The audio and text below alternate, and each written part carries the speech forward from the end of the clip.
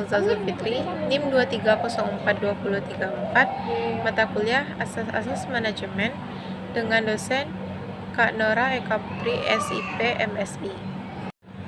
Manajer adalah individu yang memiliki peran dan posisi dalam suatu organisasi untuk mengelola sumber daya dan mengambil keputusan dalam mencapai tujuan organisasi.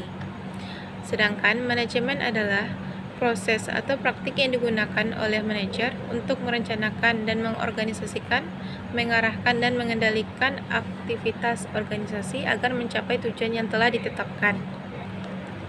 Fungsi manajemen memiliki 4 fungsi. 1. Perencanaan. Pada tingkat ini, manajer merumuskan tujuan, mengidentifikasi sumber daya yang diperlukan untuk merencanakan langkah-langkah mencapai tujuan tersebut. 2. Perorganisasian. Ini melibatkan alokasi sumber daya, pembentukan struktur organisasi, dan penetapan orang dalam peran-peran yang sesuai. 3. Pengarahan atau pemimpin. Manajemen pada tingkat ini mengarahkan tim atau bawahannya untuk bekerja menuju pencapaian tujuan dengan memotivasi, mengarahkan, dan mengomunikasikan visi dan arah yang jelas. 4. Pengendalian. Ini melibatkan pemantauan kerja, perbandingan rencana, dan identifikasi perbedaan yang mengambil tindakan kolektif yang diperlukan. Tingkatan manajemen. 1. Manajer tingkat atas. Mereka adalah eksekutif puncak dalam organisasi yang bertanggung jawab dalam perencanaan strategis dan pengambilan keputusan yang penting. 2. Manajer menengah. Mereka yang bertanggung jawab dalam pelaksanaan rencana kebijakan yang ditetapkan oleh manajer tingkat atas. 3. Manajer rendah atau operasional. Mereka bekerja di tingkat operasional, mengawasi pekerjaan sehari-hari bawahan secara langsung. Ada beberapa keterampilan manajemen. 1. Keterampilan teknis. Hal ini mencakup pengetahuan keterampilan khusus yang berkaitan dengan pekerjaan industri tertentu. 2. Keterampilan interpersonal, hubungan antar manusia.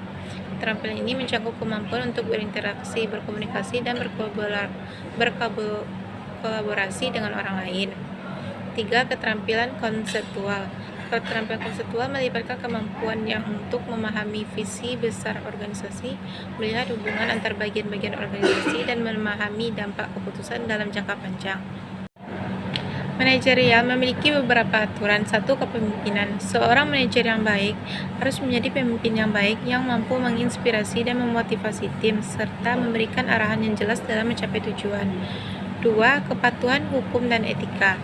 Manajer harus mematuhi hukum dan etika bisnis dalam memastikan bahwa aktivitas organisasi tersebut berjalan sesuai dengan norma-norma etika yang berlaku. 3. Komunikasi efektif. Komunikasi yang baik adalah kunci dalam manajemen.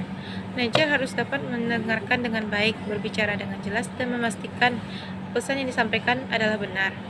4. Perencanaan dan strategi. Manajer harus memiliki kemampuan untuk merencanakan tindakan jangka panjang dalam mengembangkan strategi sesuai dengan pencapaian tujuan organisasi. 5. Pengendalian keputusan.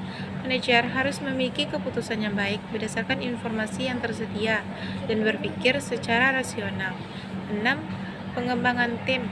Manajer harus berinvestasi dalam pengembangan anggota tim mereka dalam memberikan pelatihan dan menciptakan lingkungan kerja yang baik sehingga mendukung pertumbuhan profesional.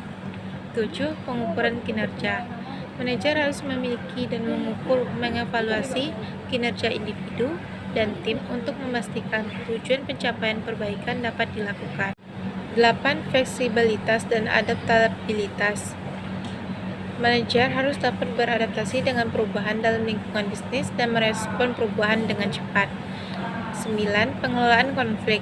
Manajer harus mengatasi konflik di antara tim dan departemen dengan cara konstruktif dan adil. 10. Keamanan dan kesehatan. Manajer perlu memastikan bahwa lingkungan kerja aman dan sehat bagi semua anggota tim.